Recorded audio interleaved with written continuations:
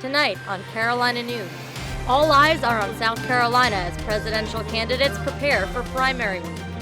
How some campaigns are getting ready here in the Midlands. You know, Senator Sanders likes to talk about this campaign is not about me, it's about us. Gone in the night. At Lake Murray, the search continues for a missing 22-year-old man. I just hope they find him alive. What we know about the investigation and what surprising information could have played a role in his disappearance. There's an app for that. The unique way School District 5 plans to combat bullying. Carolina News starts now. From the University of South Carolina, your news, your sports, your weather. Carolina News begins now. Hello and welcome to Carolina News. I'm Chloe Rafferty. Good afternoon. Thanks for joining us. I'm Corey Michael Peeler. All eyes are on South Carolina as Democratic presidential candidates prepare for the debate tomorrow night. And with the primary less than a week away, the race is only getting closer. Reporter Jacob Sloan is outside the Biden campaign's Columbia headquarters right now. Jacob, what do you have for us? That's right. I'm here at the Columbia headquarters for the Joe Biden campaign, where he's currently holding a narrow lead over Senator Bernie Sanders. Now, the Real Clear Politics average poll shows Biden with only a 3-point lead over Sanders, despite being ahead by as much as 20 points in October. Even though the lead is shrinking for the former vice president, the campaign told me they feel good about their chances here in the Palmetto State. As for Bernie, the senator from Vermont comes to South Carolina after winning both Nevada and New Hampshire. State Communications Director Michael Wukila is confident in the senator's ability to catch up to Biden because of the groundwork that they've been laying here. A lot of campaigns talk about, and a lot of reporters talk about having to shift to talk to young voters or to shift and talk to voters of color. We don't have to do that because we've been doing that from day one. Now, both candidates will be in Columbia on Friday, Bernie at 3:30, Biden at 6:30. Of course, they will both be debating on Tuesday in Charleston. Reporting live from the Biden campaign headquarters, Jacob Sloan, Carolina News. Thanks, Jacob. This debate comes after Bernie Sanders' big win this past weekend in the Nevada caucus. Sanders took to the stage to announce his victory in front of his supporters. I'm delighted to bring you some pretty good news. We have now won the Nevada caucus. The crowd erupted in chanting, and President Trump later congratulated him on the win. Billionaire Tom Steyer will be joining Sanders and the rest of the Democratic presidential candidates on the debate stage Tuesday night in Charleston. Steyer officially qualified for the debate after a Sunday poll showed sufficient support for his candidacy in South Carolina. According to Fox News, Steyer is hoping that his focus on minority issues will give him a strong finish in South Carolina. Buttigieg has boots on the ground advocating for higher minimum wage. Buttigieg joined striking McDonald's employees in Charleston today as part of, quote, Fight for 15. They say they want higher minimum wage, or what they are calling a living wage. They're also fighting for the right to unionize. The strike comes just a day before the Democratic primary debate in South Carolina. South Carolina House Representative James Clyburn announced he plans to endorse a presidential candidate on Wednesday morning following the Democratic debate. He says he's hoping to be a voice for the state, especially when it comes to racial issues. I do believe that we are going and should have a discussion of the race. The South Carolina primary will take place this Saturday, 3 days after Clyburn's endorsement. Heavy rains tore through the state last week, leaving us desperate for a little bit of sunshine. Mike Olson is live in the Kennedy Greenhouse studio to fill us in on what conditions we can expect heading into this week. Mike? Well, Chloe and Corey, over the weekend, the Midlands got a little bit of a break from all that heavy rain that we saw last week. But that rain has made its way back. Temperatures are dropping. I will have the full forecast coming your way in just a bit. Back to you guys in the studio. Wet roads can be dangerous, so be careful out there. A fatal crash this morning next to Williams-Brice Stadium took the lives of 2 people.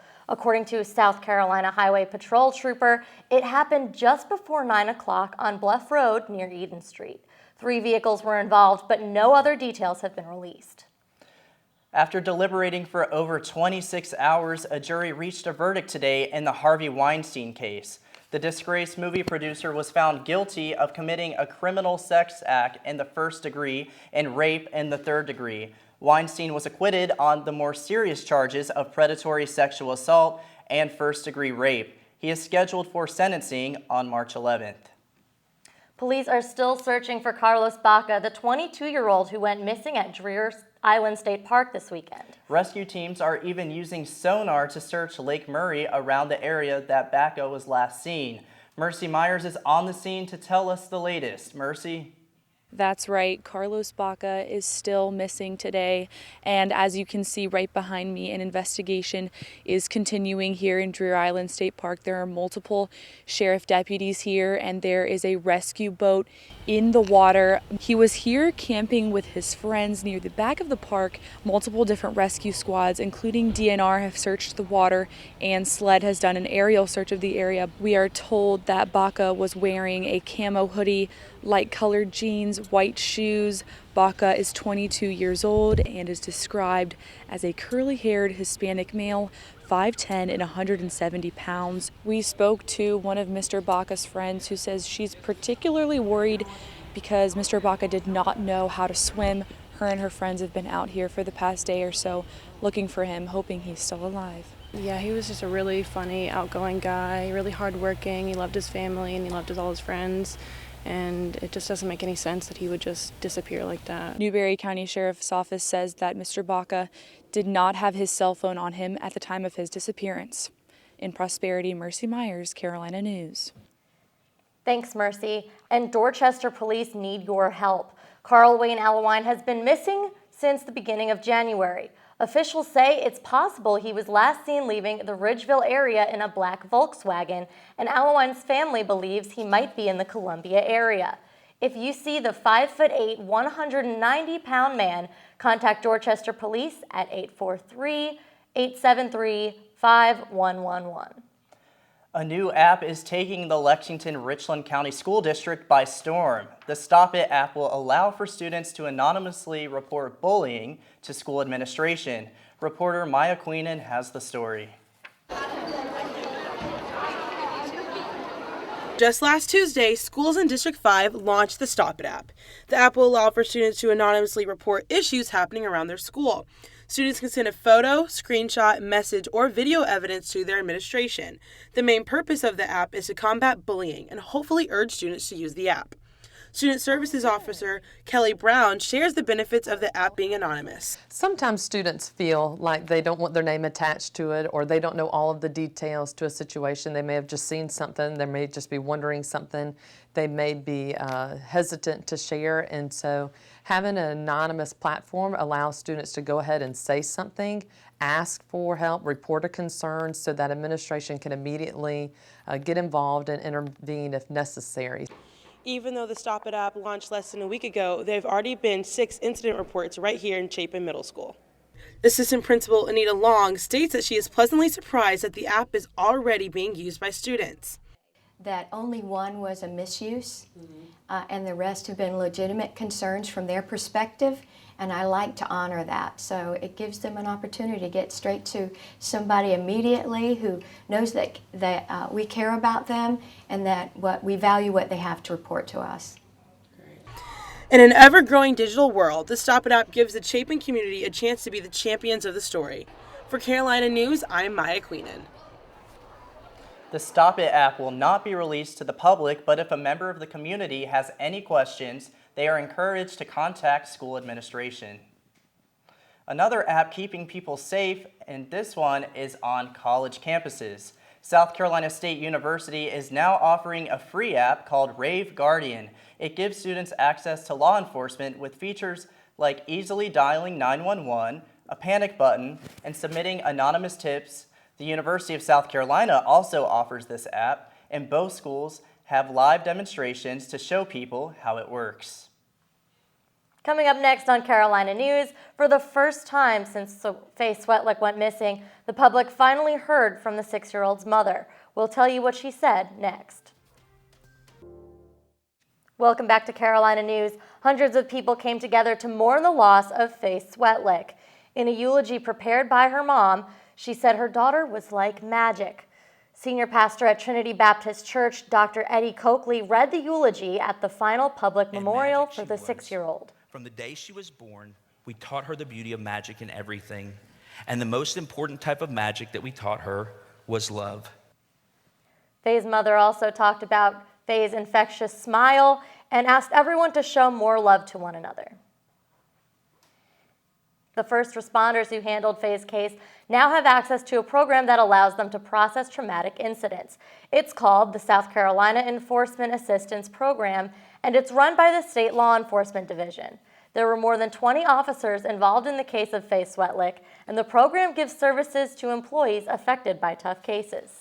A Charleston jury awarded $1.8 million to an MUSC nurse on Friday. In 2017, William Levy Robertson ran a red light at the intersection of Dory Street and Courtney Drive and struck the nurse while they were walking home from work. The victim was originally awarded $1.5 million for the physical injuries that would require significant care, but was given an additional $300,000 after learning Robertson was impaired while driving. What happened to that nurse was not as uncommon as it should be. The Governor's Association for South Carolina ranked SC as the 6th deadliest state for pedestrians in 2019.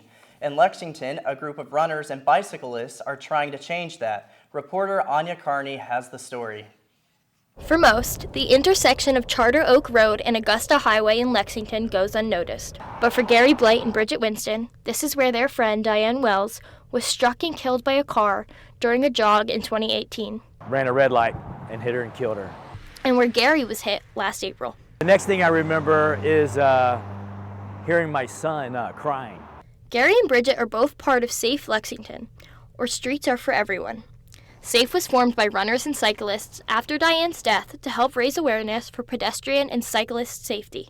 To educate the community, both the drivers and the runners and the cyclists. One of our slogans is safety is a two-way street.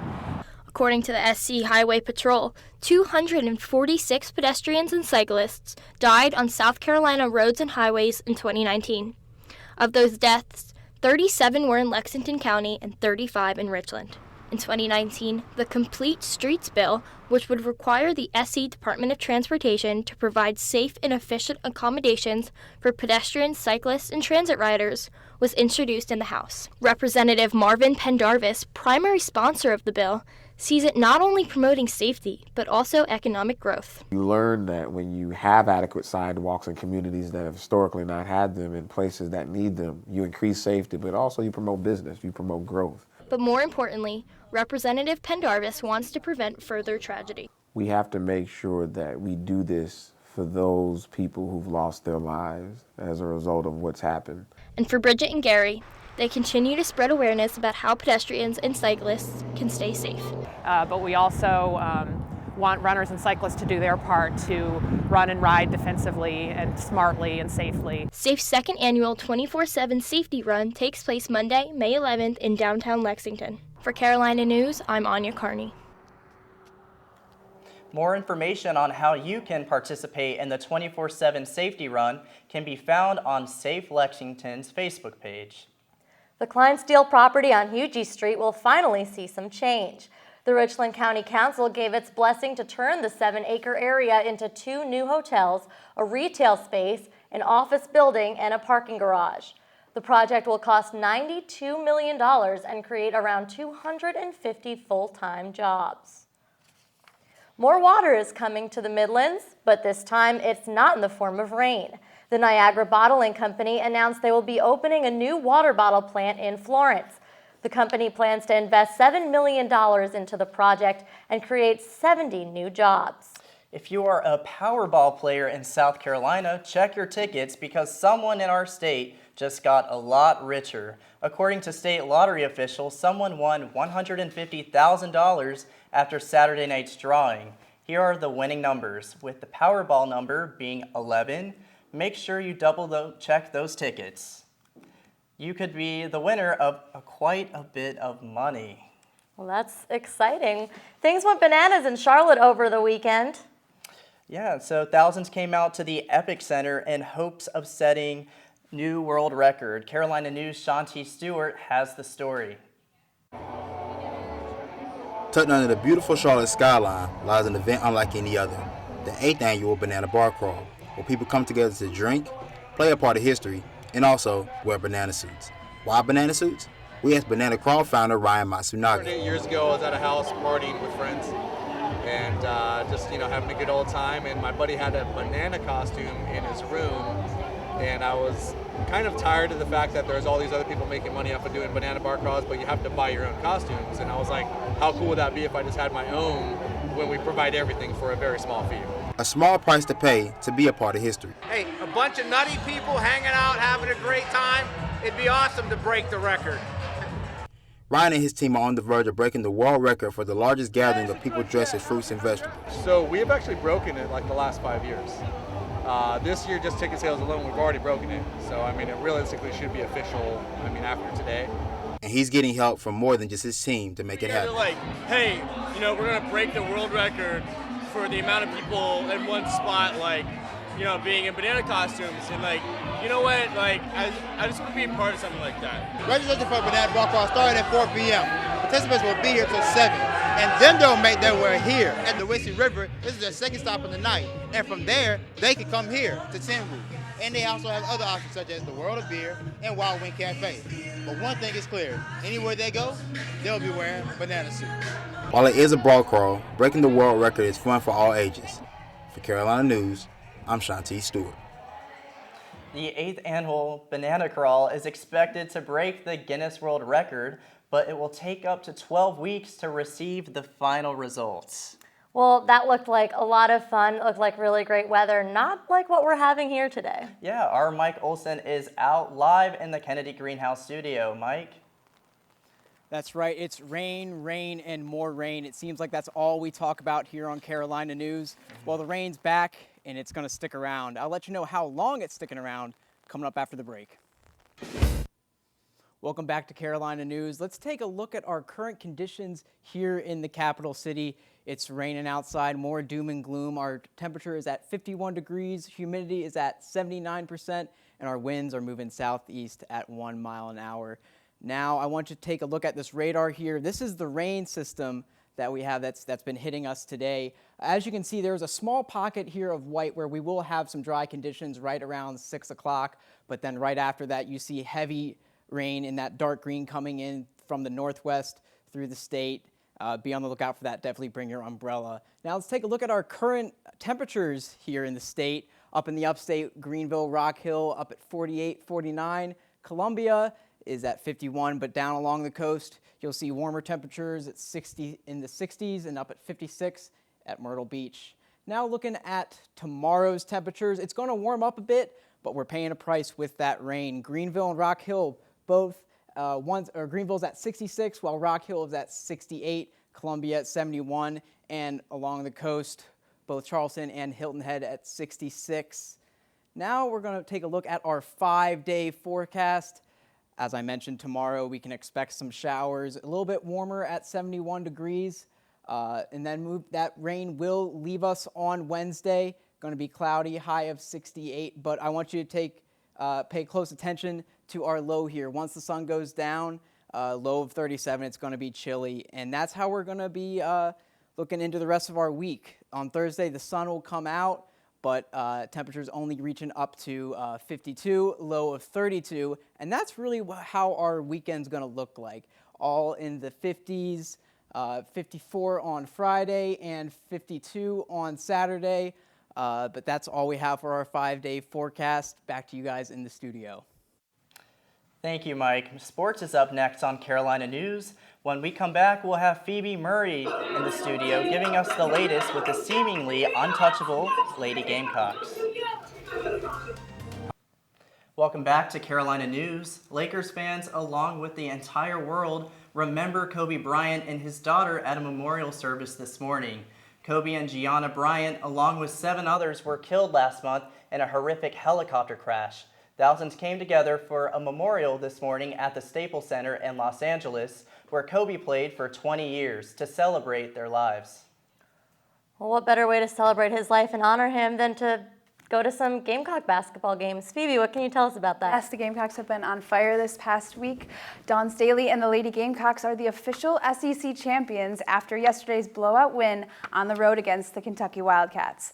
This is the 5th SEC title in 7 seasons for the women's basketball team.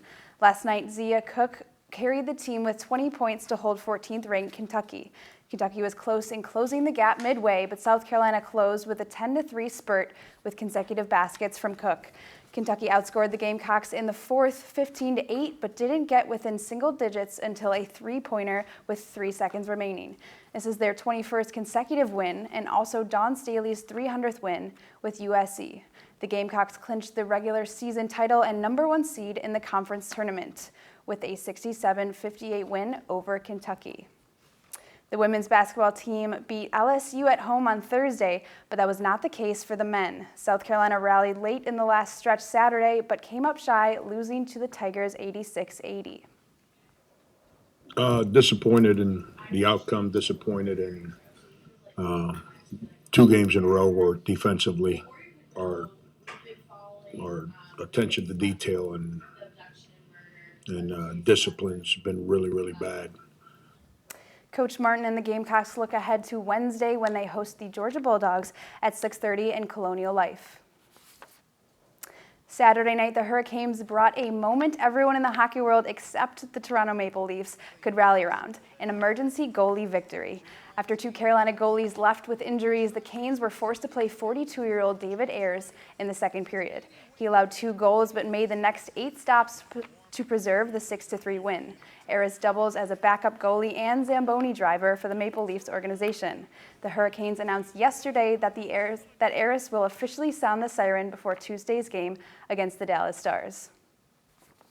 The University of South Carolina baseball team hosted Northwestern at Founders Park for a 3-game series this weekend.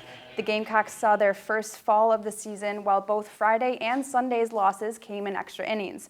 Saturday, sophomore Wes Clark drove in a career-high 7 runs in the first 2 innings, leading to a staggering 12-3 victory.